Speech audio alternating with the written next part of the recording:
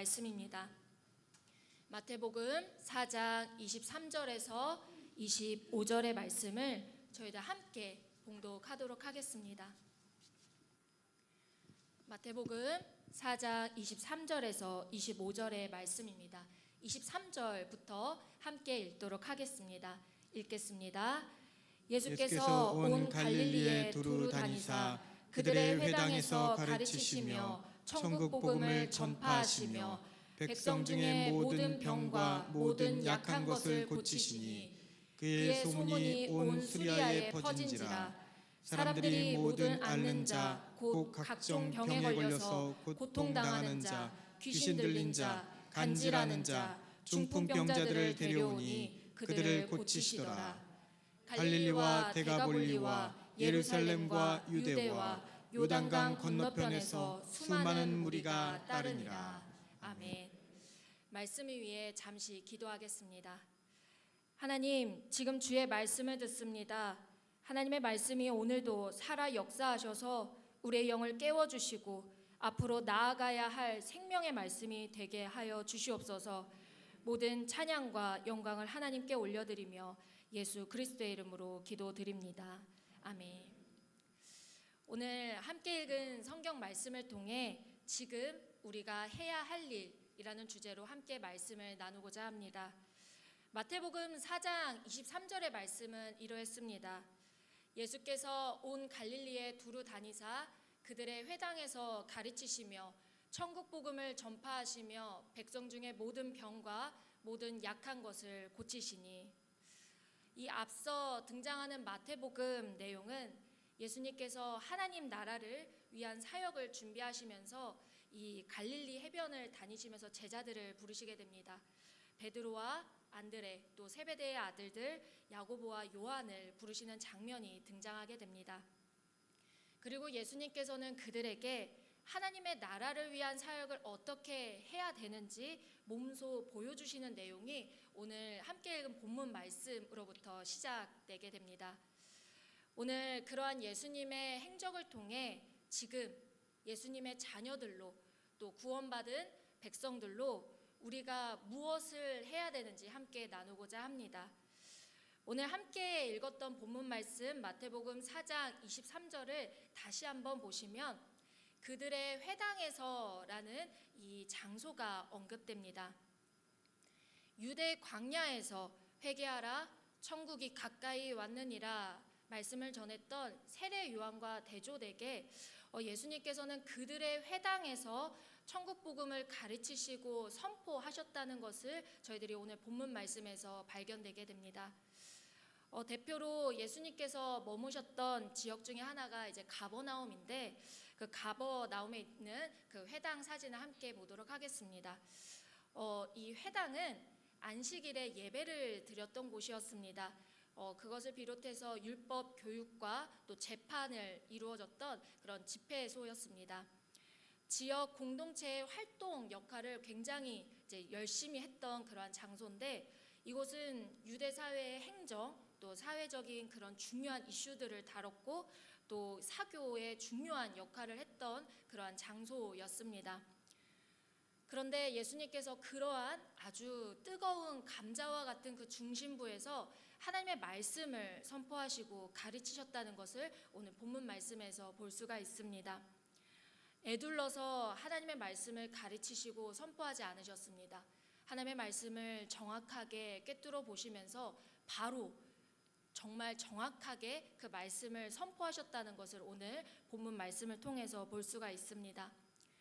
그렇습니다. 예수님께서는 그들의 제자들에게 하나님의 말씀을 과감하지 않고 바로 마땅히 선포할 것들을 선포하고 마땅히 가르칠 것들을 가르치라고 그들의 제자들에게 알려주셨다는 것입니다. 이것이 우리가 오늘 분명히 봐야 하는 지금 우리가 해야 할 일이라는 것입니다. 하나님의 말씀 안에서 마땅히 가르칠 것들을 가르치라. 이것이 지금 우리가 해야 할 일이고 이 시대를 살아가는 성도들이 마땅히 해야 할 소임임을 분명히 기억해 주시기를 바랍니다. 예수님께서는 이제 막 공생의 사역을 시작하셨습니다. 조금은 에둘러서, 조금은 부드럽게, 또 조금은 천천히 사람들의 인기를 얻기 위해서 걸음을 떼셔도 괜찮았을 텐데, 그러한 인간적인 사고가 조금도 반영되지 않았음을 저희들은 볼 수가 있습니다. 세력을 확장하고 편을 만들고 또 정치적인 행보를 하시기에 조금도 부족함이 없는 능력을 예수님께서는 가지고 계셨습니다. 그럼에도 그렇게 하지 않으셨다는 것입니다. 하나님의 말씀에 대해서는 쉽게 말해서 가장 매운맛만 보여주셨다는 것입니다. 예리한 검을 들고 가장 뜨거운 감자와 같은 그 현장에서 담대히 싸우시는 투사와 같으셨습니다. 이에 대한 가장 적합한 말씀을 저희들이 잘 아실 것입니다. 히브리서 4장 12절의 그 말씀이 저희들이 알 수가 있습니다. 히브리서 4장 12절의 말씀을 저희들 한 목소리로 읽도록 하겠습니다. 읽겠습니다. 하나님의 말씀은 살아있고 활력이 있어 좌우의 날선 어떤 검보다도 예리하여 홍과 영과 및 관절과 골수를 찔러 쪼개기까지 하며 또 마음의 생각과 뜻을 판단하나니. 아멘. 히브리 말씀 그대로 예수님께서는 말씀이 육신이 된 그 삶을 성취해 가셨다는 것입니다. 이 이가 나간 검으로는 백날 싸워도 검날만 부러질 뿐 전쟁에서 이길 수가 없었습니다. 하나님께서는 예수님을 통해서 날쌘 검, 하나님의 말씀은 바로 선포되어야 되고 인간에 의해서 가감하지 말아야 될 것을 예수님을 통해서 보여주셨고, 그것이 천국 복음인 것을 또 제자들이 이 땅에서 어떻게 전해야 되는 건지 알려주셨다는 것입니다. 이를 그 누구보다 제자들에게 먼저 보여주셨다는 것입니다. 앞으로 너희가 무엇을 해야 되는지, 어떠한 시간과 마음가짐과 정신으로 살아야 되는지 보여주셨습니다. 정치적으로 가장 드셌던, 적을 만들 수밖에 없었던 그 회당에서 사역을 하신 이유는 단순했습니다. 그곳에서 다뤄지고 있던 하나님의 말씀이 완전히 고꾸라져 있었고 왜곡되어 있었고 훼손되어 있었기 때문입니다. 하나님의 말씀이 아무런 능력이 없이 그저 활자와 문자와 책에 불과했다는 것입니다. 그래서 그곳에서 너희가 무엇을 놓치고 있는지, 너희가 무엇을 잃어버리고 있는지 알려주시고 계십니다. 이는 우리에게 매우 중요한 신앙적 가르침을 전해주고 있습니다. 여러분들은 지금 하나님의 말씀을 마땅히 가르치고 계십니까?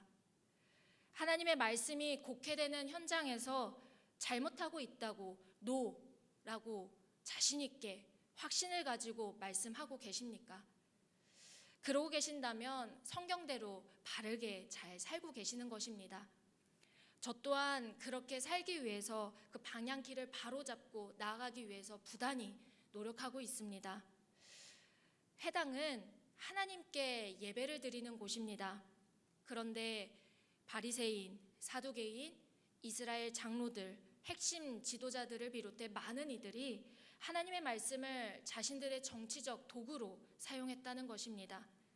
다시 말해서 자신들의 편의대로 입맛에 맞춰서 말씀을 곡해, 왜곡, 훼손하였다는 것입니다.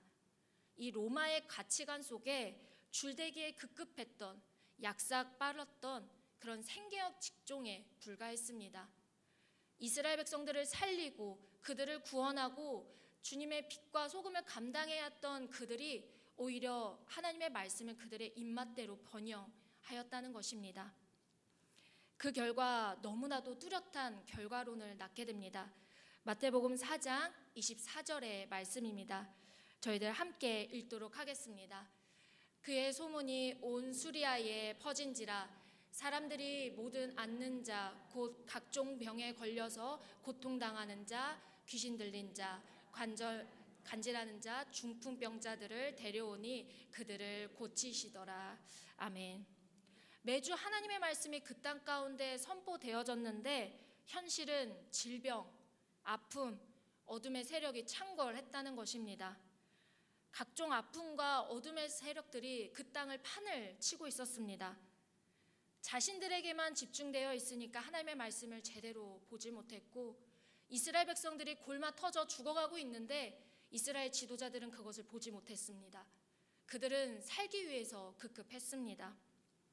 그들의 아픔을 조금이라도 하나님의 마음으로, 하나님의 말씀으로 그들을 가르치고 양육하고 그들을 살리는 목자의 길을 걸었다면 조금은 다른 이야기가 써지지 않았을까 그려봅니다. 그것을 위해 씨름하며 살아가기를 예수님께서는 제자들에게 가르치고 계십니다. 회당은 하나님의 말씀이 살아 움직여서 선포되어야 되는 곳임을 알려주시고 계십니다. 그곳이 하나님의 말씀이 잘못되었기 때문에, 아닌 것을 가르치고 있기 때문에, 그 누구도 이스라엘 백성들의 아픔을 보지 못했기 때문에 가슴을 치시는 그 고통의 눈물의 선포를 제자들 가운데 하고 계셨습니다. 그제서야 고침의 사역들이 예수님을 통해 드러나고 있음을 오늘 성경 본문을 통해서 마주하게 됩니다. 왜 그러냐면 하나님의 말씀은 창조의 능력이 있기 때문입니다. 아시는 것 같이 하나님께서는 말씀으로 세상을 창조하셨습니다. 그리고 그 말씀으로 우리를 창조하셨고 하나님의 형상으로 우리를 빚어주셨습니다. 그 말씀에는 힘이 있다는 것입니다. 그 말씀에는 창조의 능력이 있고 고침의 능력이 있고 회복의 능력이 있음을 알 수가 있습니다. 이처럼 하나님의 말씀을 귀하게 여기며 마땅히 가르칠 것들을 가르치면 하나님의 창조의 능력, 고침의 사역들이 드러날 수밖에 없게 됩니다. 동시에 어둠의 세력들은 물러가게 됩니다. 하나님께서는 분명히 말씀하셨습니다. 나를 존중히 여기는 자를 내가 존중히 여기고 나를 멸시하는 자를 내가 경멸하리라 라고 하나님께서는 정확하게 성경에 기록하고 계십니다. 그것을 예수님께서는 제자들에게 보여주고 계십니다. 너희 또한 마땅히 그렇게 해야 된다 알려주고 계십니다. 그렇다면 지금 우리들의 교회들은 어떠해야겠습니까? 우리의 가정, 우리의 속해, 우리의 직장, 나의 삶의 터전은 어떠해야겠습니까? 구원의 은혜를 덧입은 하나님의 자녀들, 백성들, 예수님의 제자들의 행보는 매우 단순합니다. 하나님의 말씀 안에서 마땅히 가르칠 것들을 가르치고 선포해야 되는 것이 우리가 해야 할 일임을 분명히 기억해 주시기를 바랍니다. 성경 말씀은 1.1획도 건드리지 말아야 합니다. 인간의 입맛 따라 가감하는 순간 그 어떤 하나님의 능력도 나타날 수가 없습니다. 사무엘 시대에 엘리 제사장 집안이 그러했듯, 사사 시대가 그러했듯, 또 노아 시대가 그러했듯 하나님의 심판만 있게 됩니다. 제가 어느덧 37이 되었습니다. 그래 보이시나요? 네, 좀 많이 앳되다라는 이제 말씀들을 많이 듣습니다. 근데 제가 벌써 이제 머지않아서 앞자리가 4로 바뀌는 나이를 향하고 있습니다. 제가 17년 전 2009년에 감리교 신학대학교에 입학을 하게 되었습니다. 그런데 입학한 지 얼마 못 가서 많은 친구들이 자퇴를 했습니다. 선배들, 교수님들 이제 말씀들을 들어보면 매해 그런 현상들이 일어난다고 얘기를 합니다. 하나님의 은혜를 경험하고 이제 순수한 은혜로 학교를 입학을 했는데 정작 학교에 들어갔더니 이 성경 말씀을 생선가시 바르듯 막 발라주시는 겁니다. 그래서 이제 성경을 접근할 때 이제 편집적인 과정, 또 비평학적으로 이거를 해석하고 또 시대착오적인 이제 요소들을 막 이제 발견을 하게 해주시면서 학문적으로 이 성경을 이제 접근하게 해주십니다. 저도 되게 순수하게 이제 성경을 읽다가 이 교수님들의 이 강의를 들으면서 깜짝깜짝 놀라면서 성경이 또 다시 읽혀지고 그런 시간을 보내게 되었습니다. 그런데 이제 제가 이 성전에서 이 성경을 안고 떼굴떼굴 구르면서 울면서 읽었던 그 성경 말씀이 더 이상 뜨겁게 다가오지를 않았습니다. 학문적인 접근으로 이것을 이제 다가가야 되니까 또 저희가 이제 또 학점이 중요하지 않습니까? 또 학점을 잘 받아야 되니까 그것을 계속 배울 수밖에 없었습니다. 그러다 보니까 부딪힘이 있어도 그것을 받아들일 수밖에 없었고, 옛 어른들의 말씀처럼 이제 금묵작이라는 표현이 있지 않습니까? 어느 순간에 저도 뾰족하게 성경을 보게 되었습니다. 그리고 성경이 굉장히 사람의 책으로, 하나의 역사책으로, 또 편집 과정에 오류가 많은 책으로 그렇게 비춰지면서 보게 되었습니다. 그때부터인가 한동안 이 성경이 주는 그 맛을 잃어버렸습니다. 고등학교 때 홀로 성전에 앉아서 시편을 읽으면서 울었던 그 감동도 사라지게 되었고, 활자가 살아 움직여서 가슴을 데폈던 그 기억도 어느 순간 점점 잊혀져 가게 되었습니다. 그러던 중 이 정치적으로 활발했던 이 서울 중심부에서 수련 목회자 과정을 이제 거치게 되었습니다. 당시 주변에 운동권 친구들이 많았습니다.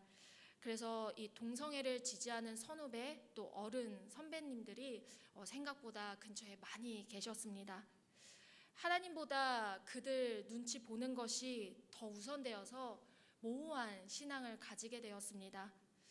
이제 한 번은 이 수련 목회자 자격 심사를 거치는 과정에서 이 감리사님께서 이러한 질문을 던지셨습니다.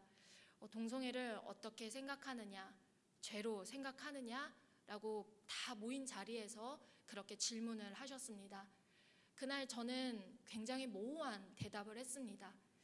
하나님보다 그들의 앉아있는 그들이 두려웠고, 또 그들이 또 질타할까봐 무서워서 저는 모호한 대답을 했습니다.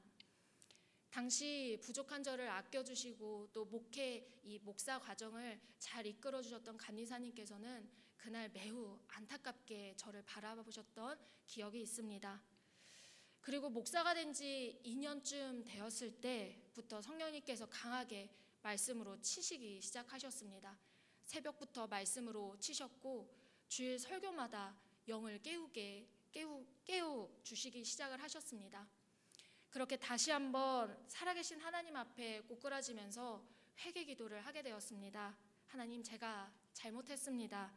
제가 하나님보다 사람을 더 크게 바라봤습니다.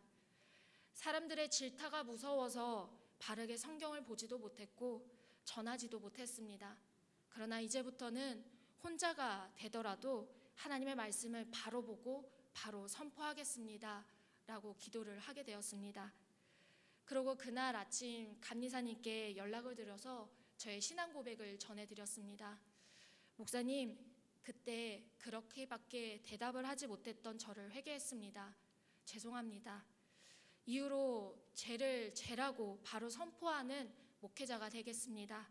감사합니다 라고 연락을 드리게 되었습니다. 그날 감리사님께서 고맙다고, 이 마음 잊지 말고 끝까지 함께 가자고 격려해 주셨습니다. 지금도 꽤 많은 목회자들이 하나님의 말씀을 왜곡하여 이 동성애를 지지하거나 또 정치적 자리를 잃지 않기 위해 죄를 죄라고 말하지 못하는 중립의 자리에 서 있는 것이 현실입니다. 오히려 이제 막 글자를 떼시며 하나님의 말씀을 그대로 받고 또 믿고 기도하시는 할아버지 또 할머니들의 집사님들, 권사님들, 또 이제 막 성경의 은혜를 맛본 초신자분들에게서 하나님의 살아계심을 볼 수가 있었습니다. 현재 저는 제 자신을 비롯해 제게 맡겨진 아이들, 또 중고등부, 또 청년들에게 마땅히 가르칠 것들을 바로 가르치려고 부단히 노력하고 있습니다. 이 탑동교회에 부임한 지 근 한 달이 이제 지나가고 있습니다. 처음 왔을 때 기도를 하게 되었습니다. 하나님, 제가 이곳에서 무엇을 해야 될까요? 주님 알려주세요 라고 기도를 했습니다. 그렇게 얼마 지나지 않아서 중고등부 겨울 수련회를 이제 보내게 됐습니다. 첫째 날 지난 시간 하나님께서 중고등부 시절에 저에게 주셨던 그 은혜들, 하나님께서 제게 무엇을 주셨지? 그것이 마치 책장을 바로 한 장 넘기듯 선명하게 그려주셨습니다. 그렇게 책장을 한 장 넘겨주시고 둘째 날 하나님께서 다음 세대를 보게 해주셨습니다. 그 자리에 정확히 17년 차이가 나는 후배가 앉아 있었습니다. 올해 감리교 신학대학교 입학하는 청년이 앉아 있었는데 그 친구의 17년 뒤에 목사의 모습을 그리게 해주셨고 제 앞에 앉아 있는 중고등부를 보게 하셨습니다. 이제는 진짜 온 힘을 다해서 다음 세대를 바로 세워야 하는 그때가 왔구나, 그것을 깨닫게 해주셨습니다. 그리고 셋째 날 비전을 품게 해주셨습니다. 하나님께서 이 가슴을 막 데펴주시면서 그날 제가 이 당진의 인구를 검색하게 되었습니다. 작년 12월 기준 17만 2,500 정도가 이곳에 이제 당진의 인구 수였습니다.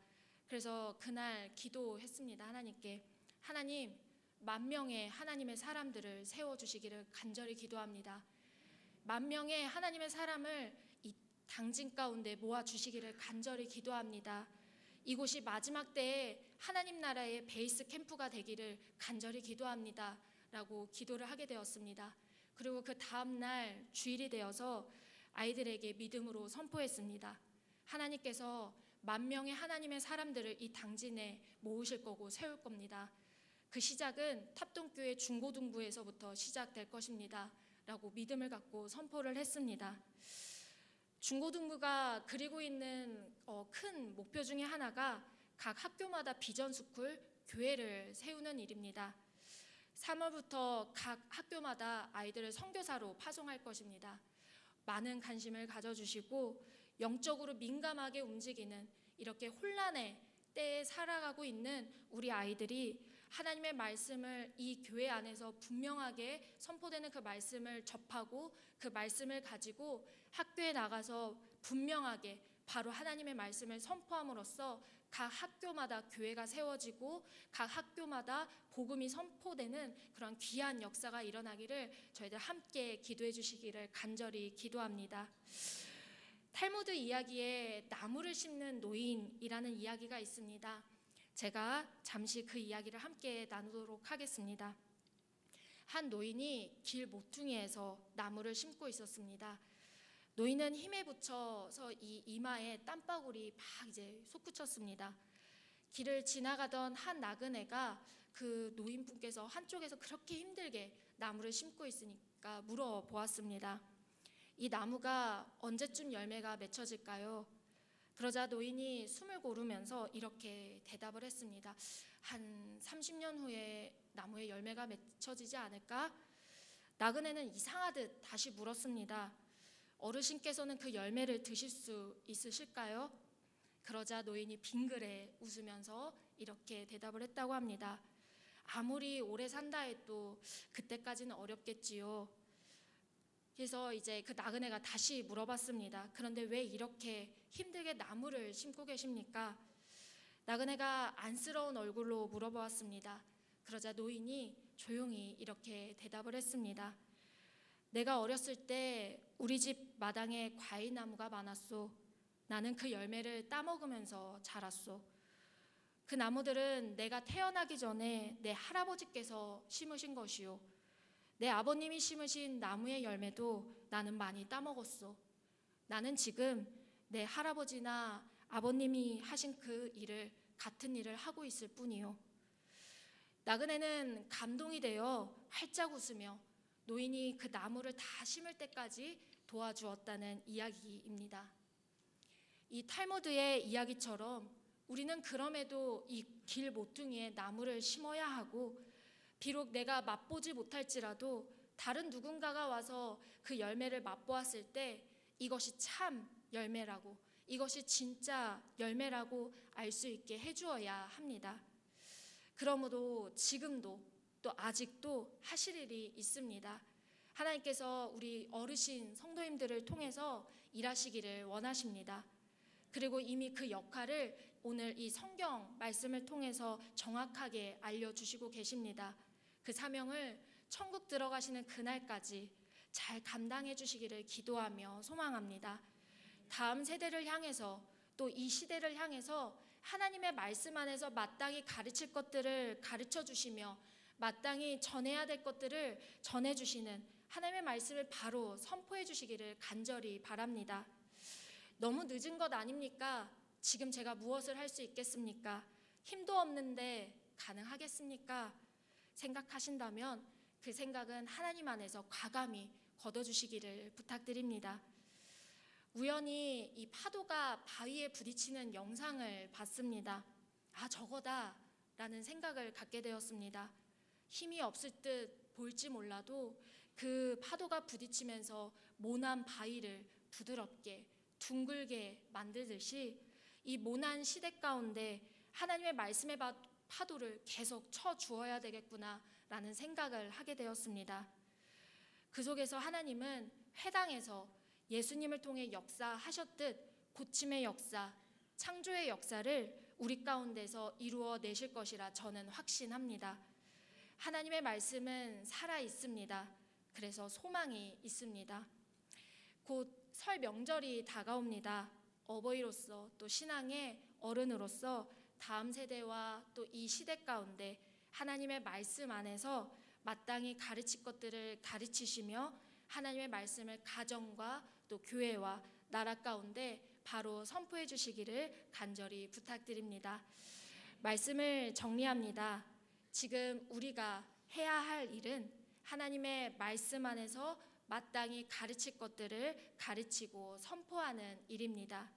그러할 때 이 시대의 아픔과 어둠은 그때 물러가고 고침의 역사는 하나님께서 펼치실 거라 확신합니다. 그러므로 소망을 가지시고 하나님의 말씀을 온전히 지켜나가시는 저와 여러분이 되시기를 축원합니다. 저희들 오늘 주신 말씀 붙잡고 예배자라는 찬양을 함께 하시면서 함께 오늘 말씀 붙잡고 기도하며 나아가시도록 하겠습니다.